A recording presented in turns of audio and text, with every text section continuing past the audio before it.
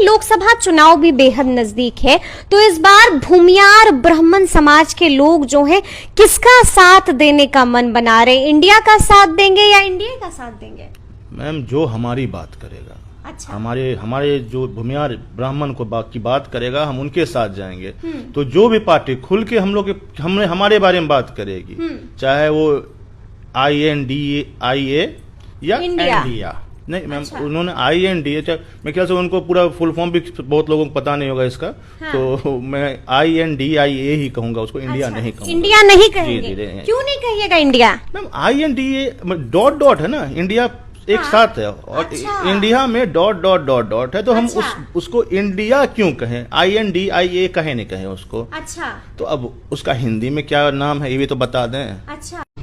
कानून व्यवस्था जहां तक बात मैं कर रहा हूं, तो ये तो नीतीश कुमार जी, उनके अधीन ही आता है, गृह मंत्रालय में शायद वही संभालते हैं। बिल्कुल। अपराधियों का मनोबल लगातार मैम बढ़ रहा है, लेकिन इधर तो Tejashwi Yadav A to Z की बात कर रहे हैं, और इधर मुजफ्फरपुर में भूमियार नेताओं को टारगेट करके हत्या कर दी जा रही है, भूमियार नेताओं को मार दिया जा रहा है। ये मैम एक साजिश है, हम लोग को अलग अलग करके, हाँ। भूमियार समाज में ही तकरार बढ़ा के, हाँ। और आपसी मतभेद करा के आपस में ही मारने का प्लान इन लोग का है। अच्छा। और यही किसका प्लान है मैम? जो सरकार में रहेगी तो हम तो आरोप उसी पे लगाएंगे ना। अच्छा। तो सरकार को डर है भूमियार? जी मैम, अगर भूमियार एक हो गया मैम, भूमियार ब्राह्मण एक हो गया, हाँ। तो कोई भी सरकार गिर जाएगी, कोई भी सरकार हम बनाने की ताकत भी रखते हैं, ताकत भी। उन्हीं के एक गठित किया हुआ सेना, संतोष रेणु यादव, मैंने शायद नाम उनका सुना है, उनसे काफी क्लोज है, सुनता हूँ। वो आए दिन भूमियार ब्राह्मण को सरेआम गाली देते हैं, कोई कार्रवाई?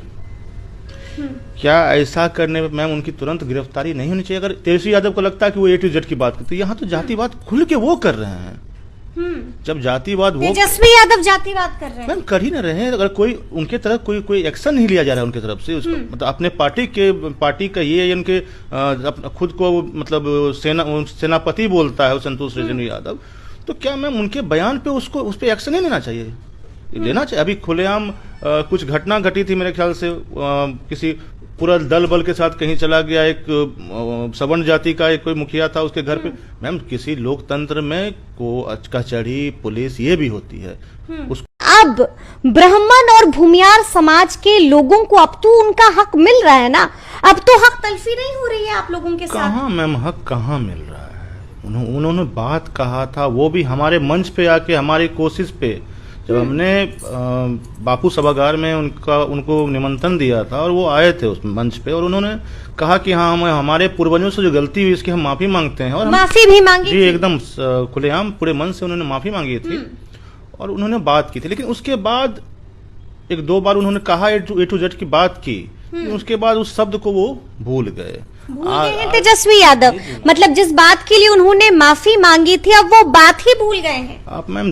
लालू प्रसाद यादव ने कहा था, आपको याद होगा, कि भूरा बाल साफ करो।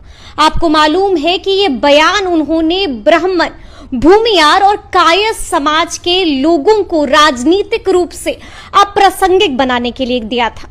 लेकिन आपको मालूम है कि अब वक्त बदल चुका है, और अब लालू प्रसाद यादव के बेटे और बिहार के डिप्टी CM तेजस्वी यादव ने अब A to Z की बात करनी शुरू कर दी है।